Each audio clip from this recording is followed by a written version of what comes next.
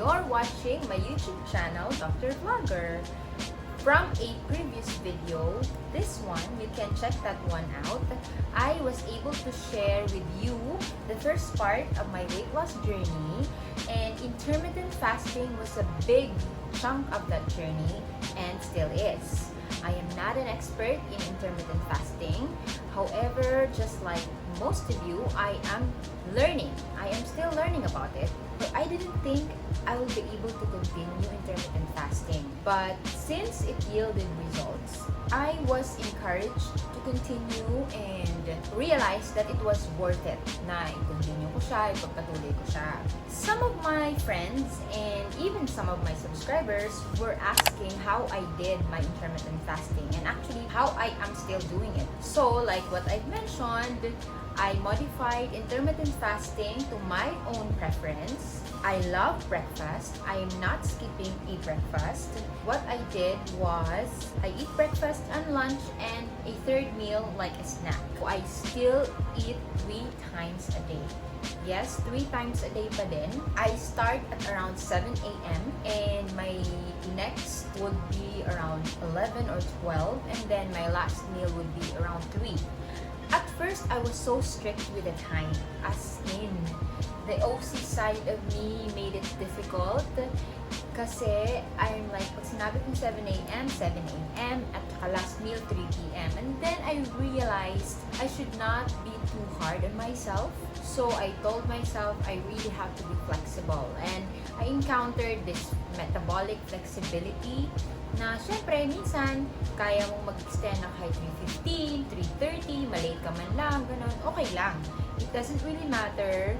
I mean, 16 hours fasting, okay yon. But if ever man, may 15 hours lang siya, 40, chill. So this video, specific video, we're going to talk a little more about intermittent fasting and then how I did it and some examples with the meals that I ate the past few weeks that I am in intermittent fasting. Intermittent fasting, it is an eating pattern. Actually, it is not a diet. It is an eating pattern. It's a cycling period between eating and fasting. Eating for a certain amount of time and fasting for a certain amount of time. It is the question of when to eat it rather than what to eat. So there are a lot of different ways that you can do intermittent fasting. There are a lot of methods. There is the alternate day fasting, yung mag-fast for today and then the next day, eat na siya ng normal and the next day, fast ulit. Meron ganon. Mayroon naman periodic fasting. Yun yung 5:2 days. 5 days hindi siya nag-fast. 2 days nag-fast siya. So, some people, they do like Monday nag-fast siya, Tuesday, eat siya regular, Wednesday fast na naman siya, and then the rest of the like Thursday, Friday, regular na naman na meals. Ginagawa ng iba yon. But ako wala, hindi ko yan ginagawa. So, meron naman yung daily time restricted feeding. Belong yun yung 16-8 method. That is what I am doing. And 16-8 method, which is 16 hours of fasting and 8 hours eating, is like the most popular one because it is the most sustainable for me, that is, and easy to stick to. But if you're a beginner, just like what I mentioned in the previous video, you can start 12 hours fasting, 14 hours fasting, until you reach 16 hours fasting. There is also this 24 method. The 24 method, medyo, ano na siya, for me, that's like a harder method kasi 4 hours eating lang yun and then 20 hours fasting. And I think I'm not going to be able to reach that. Okay na ako. I've settled with 16-8 method. And usually, 1 meal lang sila. So, this is what they call as OMAD, 1 meal a day. So, there are different methods, different ways on how to do the intermittent fasting. You just, try, find out yourself kung ano ang yung magiging okay sa'yo. So, there are different methods to go about with intermittent fasting. Intermittent fasting, to simply put, okay, it has a lot of benefits and a lot of effects on our body. But the majority of it is weight loss, your energy level, gut health, and hormones. since we are primarily on the weight loss na topic, dun tayo muna pupunta dun sa weight loss. Intermittent fasting, like the word, of course, there's the fasting. So I'm going to try to explain this in a manner that every one of us will understand. Ayoko na parang I'm talking to someone medical kasi may mga hormones tayo sa body. When you have intermittent fasting or when your body is in a fasting state, you increase your insulin sensitivity. The insulin is a peptide hormone that is regulating your metabolism of the fat, your carbohydrates, your protein. When you have increased insulin sensitivity and when you're in a fasting state, so there is no consumed meal. So there is no energy, na recent energy level that is available. The insulin would decrease. It would decrease in production. And when there's decrease in production, your body tends to think that you will use the energy from the fat storage of your body. And thus, the fat burning mechanism of intermittent fasting. And when we hear fat burning, who wouldn't want to burn fat, di ba? We want that. We want to burn the fat. So, yun, isang mechanism yon, kaya we are losing weight. But intermittent fasting also loses the fat, but it maintains the muscle mass. So it doesn't decrease your muscle. That's why this intermittent fasting is really popular also among people who work out and who also among people who goes to the gym because they don't want to lose the muscle. And actually, muscle is good, diba? Intermittent fasting, it helps in your weight loss by those mechanisms. And it also increases your growth hormone that is responsible for fat loss and muscle gain.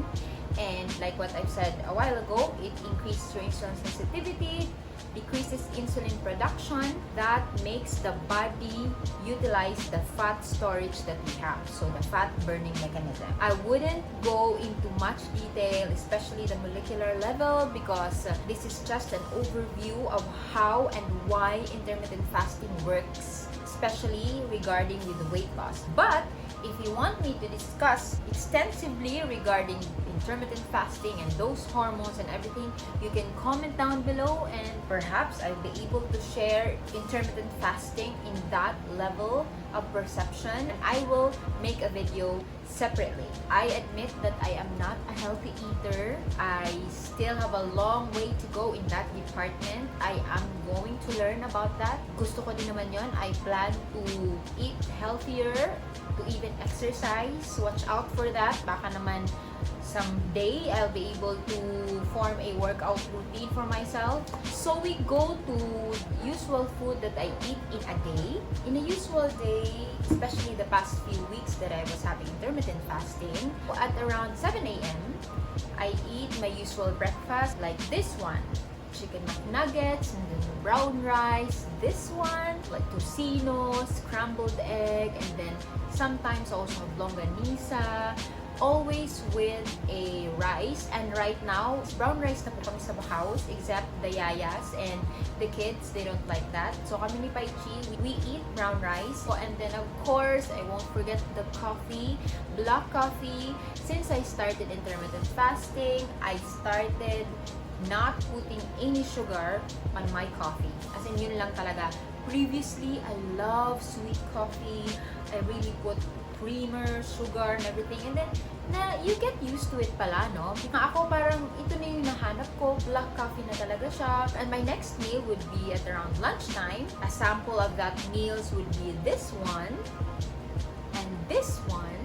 Minsan, kumakain ako ng pork steak with half rice, and then mayroon din naman sometimes feeling healthy tayo, may kalabasa, beans na ginata, gata, or what do you call that in English or something, and then minsan munggo with chicken or with bangus. But I drink Coke Zero each time. Sometimes in a week, parang 5 times a week ako nagpo-Coke Zero, and my husband doesn't like that. Palagi niya akong pinagsasabihan, it's unhealthy, and wag niyo po akong tularan, it's unhealthy. I will start with myself to lessen the Coke Zero.